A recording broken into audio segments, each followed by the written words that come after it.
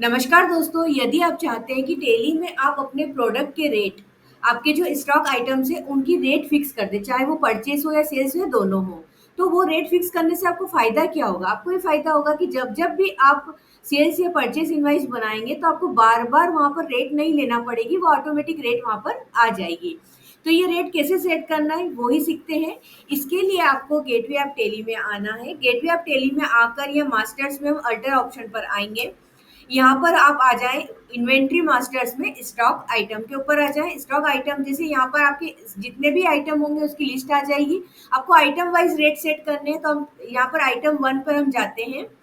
अब यहाँ पर अभी तो कुछ भी यहाँ पे रेट सेट करने का नहीं आ रहा है, तो इसके लिए हमको क्या करना है, आप F12 प्रेस करें, कॉन्फ़िगर ऑप्शन ओपन करके यहाँ पर देखिए ऊपर ये दोनों आपके यस करना है आपको, नीचे की इन्वेंट्री डिटेल्स में आ जाए। अब इन्वेंट्री डिटेल्स में आने के बाद आप देखेंगे provide standard buying and selling rate दिखेगा। स्टैंडर्ड रेट का मतलब यही है कि फिक्स रेट हमको करना है, ठीक है ना? तो बाइंग एंड सेलिंग रेट है, यहाँ पर आप यस कर दें, कंट्रोल ए कर दें। अब देखिए अब यहाँ पर आपको दिखने लगा है एडिशनल डिटेल्स में अल्टर स्टैंडर्ड रेट्स आ रहा है, तो हम यहाँ पर आते हैं, इसको हम करेंगे यस। अब आपके सामने आ गया। अब इस आइटम की आप देखिए स्टैंडर्ड कॉस्ट, कॉस्ट मतलब कि इसकी परचेस वैल्यू, परचेस रेट आप फिक्स कर सकते हैं, और standard selling price, sales price आप यहाँ पे फिक्स कर सकते हैं। तो यहाँ पर सबसे पहले आपको हम परचेस, अच्छा जरूरी नहीं कि आप परचेस सेल्स दोनों दें। आपको लगता है कि नहीं मुझे सिर्फ परचेस की देनी है, तो आप परचेस की दे दें। आपको लगता है कि सिर्फ सेल्स रेट फिक्स करना है, तो आप वो कर दें, जो भी चाहे आप कर सकते हैं। अब यहाँ पे एप्लीकेबल फ्रॉम कौन सी डेट से, जैसे मुझे यहाँ 1 अप्रैल 24 से रखना है, तो मैंने डेट दे दी आपको।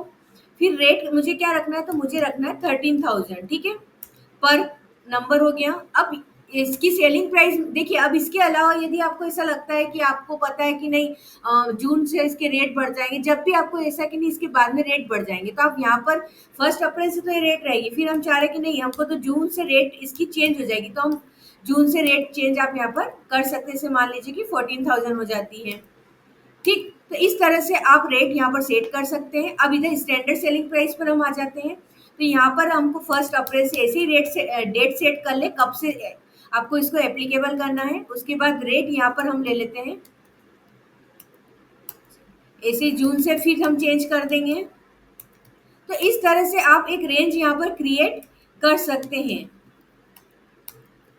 कंट्रोल ए किया, फिर कंट्रोल ए करेंगे। देखिए अब ये तो आइटम 1, ये बना हुआ स्टॉक आइटम था। अगर आप जब आइटम क्रिएट करते हैं, जैसे यहाँ क्रिएट ऑप्शन पर हम जाते हैं, तो यहाँ पर यदि हम कोई आइटम क्रिएट करते हैं, तो अभी देखिए यहाँ पर प्राइमरी के यूनिट्स क्या है, इसकी नंबर्स लेना है हमको। तो सेट स्टैंडर्ड रेट्स, तो यहाँ पर हम करेंगे यस। और वही आपको यहाँ पर भी क्या करना है, अपनी सेल्स, परचेस और सेल्स प्राइस आप चाहें तो यहाँ पर सेट कर सकते हैं।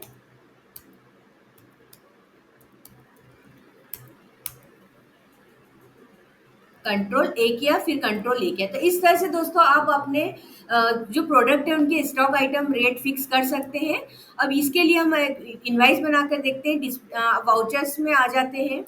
वाउचर्स में आकर हम ले लेते हैं सेल्स वाउचर, ठीक है। पार्टी हमने मान ली इसको माल सेल्स कर रहे हैं, कंट्रोल ए किया, सेल्स लेजर ले लिया हमने। उसके बाद हमको यहाँ पर लेना है आइटम, तो ये हमने आइटम 1 लिया। अब देखिए क्वांटिटी हम डाल देते हैं, तो इसके रेट अपने आप उसने ले लिए, आपको सेट नहीं करना पड़े। तो दोस्तों इस तरह से आप रेट फिक्स कर सकते हैं। आप चाहे तो परचेज के करें, सेल्स के करें, या दोनों के करें। वीडियो पसंद आया हो तो इसको लाइक और शेयर करना ना भूलें। Thank you.